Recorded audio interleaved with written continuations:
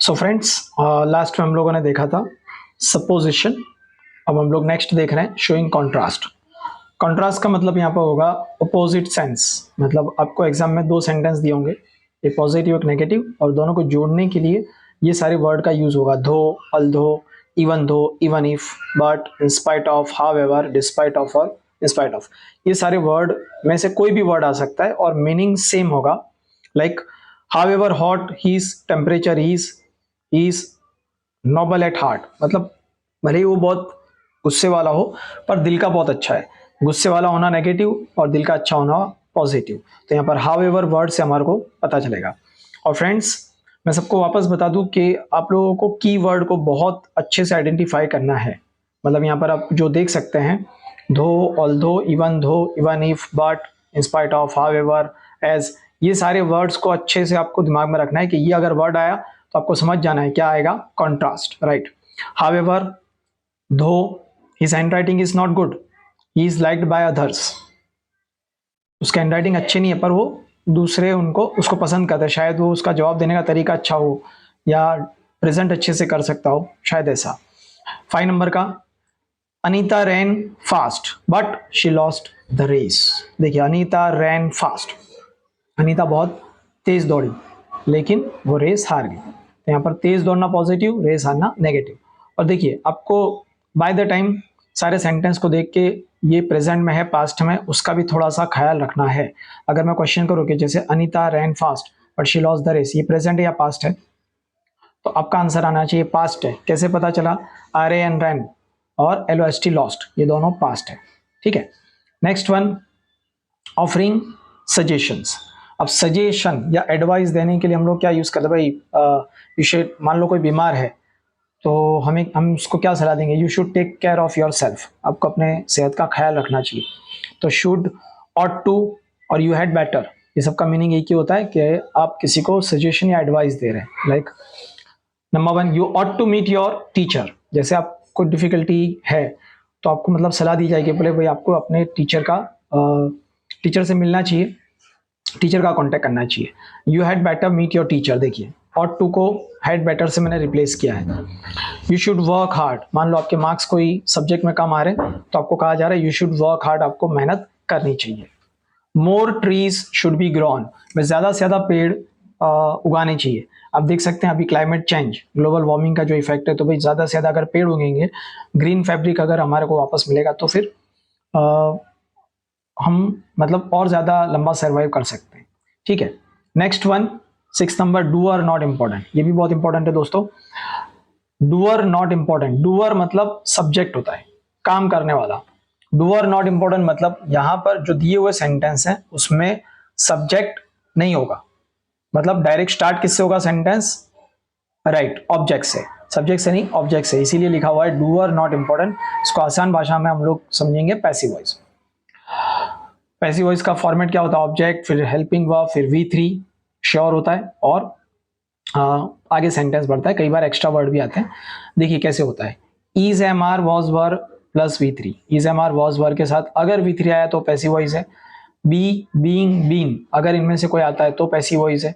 B आता है M A के साथ, बीइंग आता है ING के साथ और बीइंग आता है हैव एज के साथ, हैव एज एड के साथ। बाय होम, चलिए देखते हैं कुछ एग्जांपल्स। अब देख सकते हैं, by whom will panipuri be prepared, भाई किसने पानीपुरी बनाई? तो यहाँ पर सब्जेक्ट नहीं दिया हुआ, बाय होम दिया हुआ है, दैट मीन्स ये है पैसिव वॉइस, दैट मीन्स ये है doer is not important. Balloons are being sold at the corner of shopping centre, भाई वहां पर शॉपिंग सेंटर के पास बलून्स, जो गुब्बारे हैं वो बेचे जा रहे हैं, तो स्टार्टिंग में बलून्स है, ये भी पैसिव वॉइस है। कैसे पता चला? आर बीइंग सोल्ड, बीइंग आ गया, आर बीइंग और सोल्ड। ठीक है, इसी तरीके से the car is being moved, thief was caught yesterday, चोर पकड़ा गया, किसके द्वारा? पुलिस के द्वारा। ठीक है, तो पुलिस यहाँ पर आगे नहीं है, चोर आगे, तो ये पैसिव वॉइस है। This lesson has been taught in last lecture, भाई ये लेसन लास्ट लेक्चर में हमने सिखा दिया हुआ है। ओके, नेक्स्ट एक और 7 नंबर, कंडीशन। कंडीशन दो तरह की होगी, कंडीशन इन पास्ट और कंडीशन इन प्रेजेंट। चलिए, कंडीशन इन प्रेजेंट पता कैसे चलेगा? इफ सब्जेक्ट प्रेजेंट टेंस में होगा और फिर उसके बाद सब्जेक्ट के बाजू में होगा विल या कैन, ये याद रखना है। प्रेजेंट टेंस में होगा मतलब is, am are, have, has, do, does या V1 होगा जो हम लोगों ने आगे देखा वो। और कंडीशन इन पास्ट, पास्ट कैसे पता चलेगा?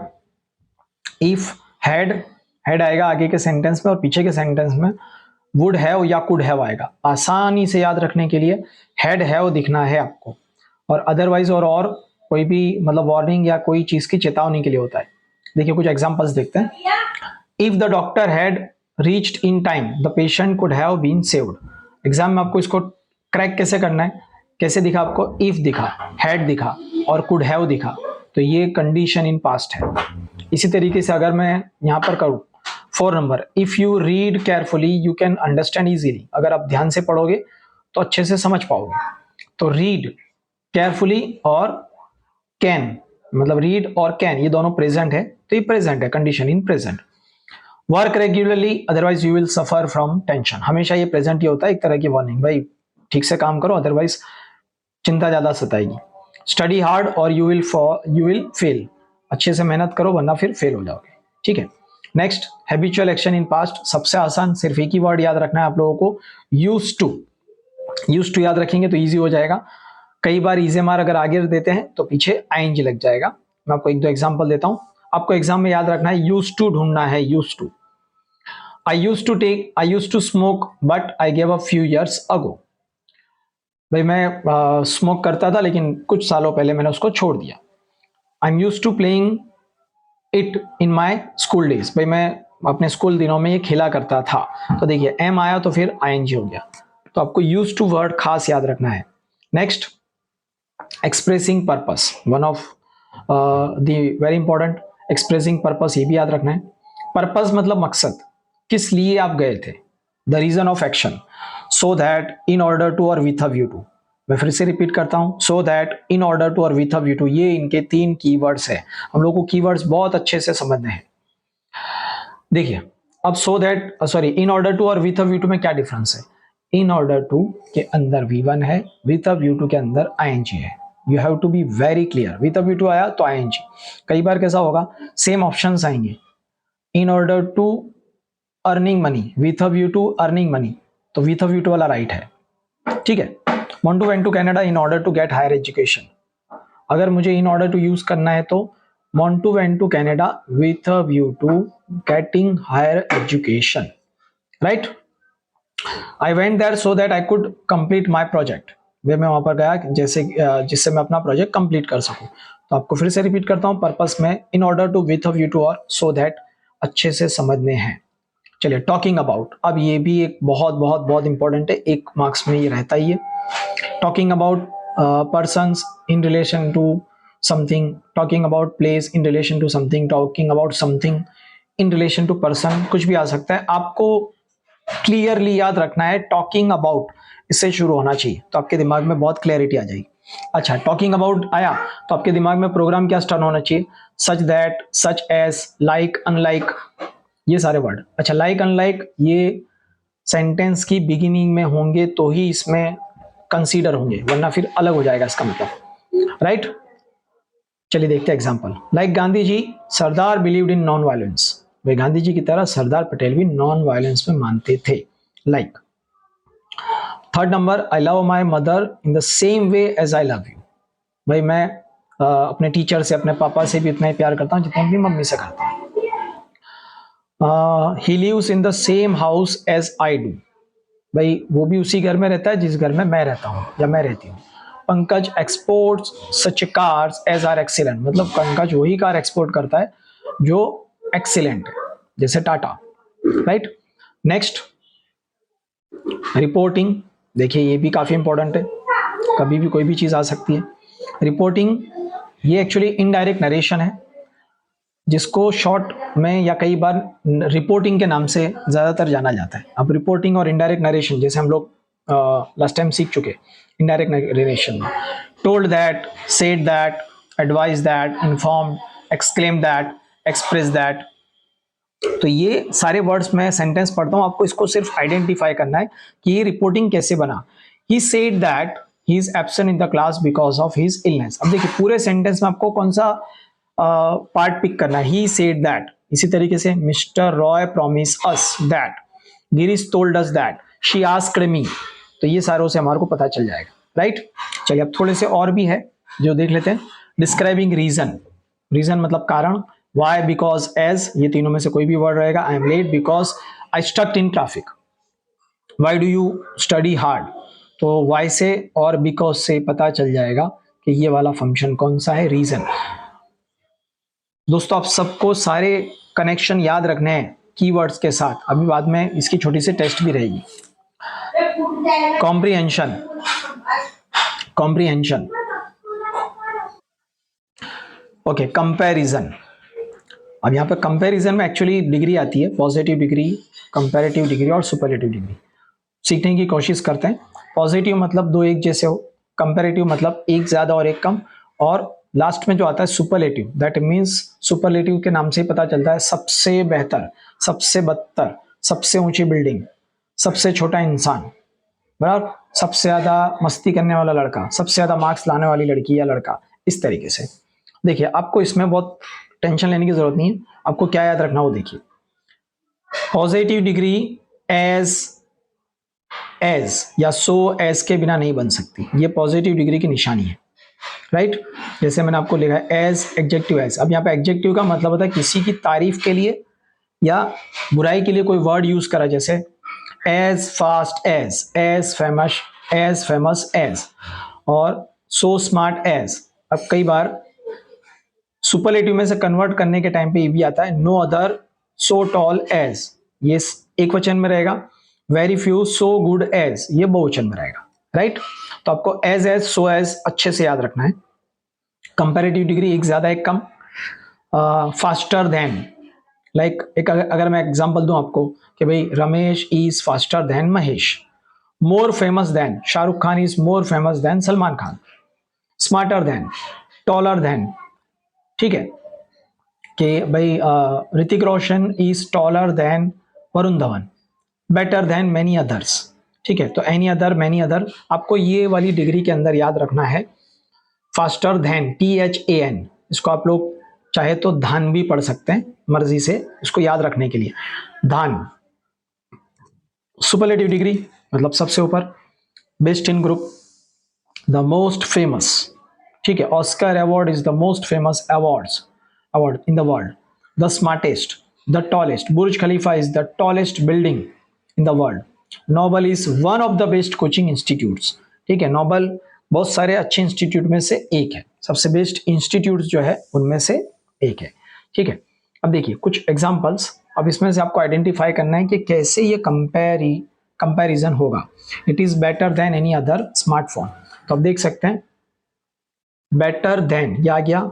No other river in Gujarat is so long as, तो देखिए सो लॉन्ग एज, इससे पता चल जाएगा नो अदर से भी।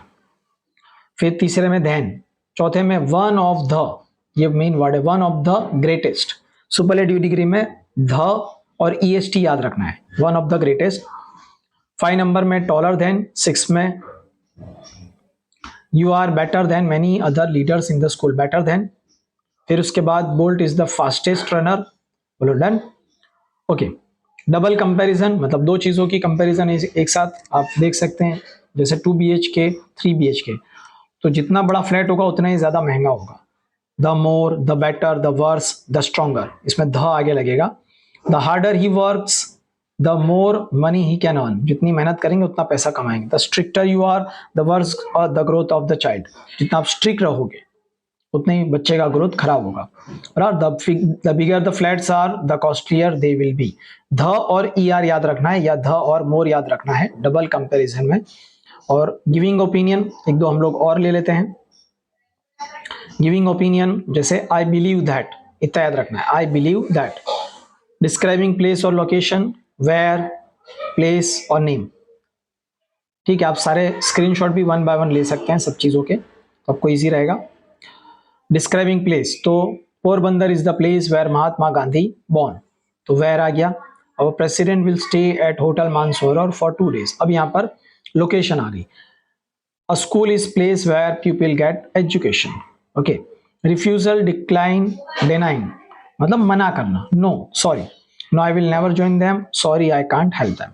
तो दोस्तों ये थे सारे के सारे रूल्स। अब देखिए आपको इसका एक एक करके स्क्रीनशॉट लेना है।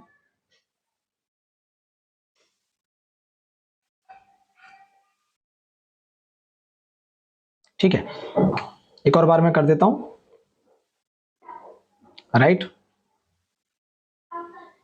और ये स्क्रीनशॉट लेके इसके सामने इसके फंक्शंस लिखना। मैं आपको थोड़ा सा बता भी दूं, एज इफ वर, ये है कौन सा फंक्शन, एज इफ वर और लाइक सपोजिशन।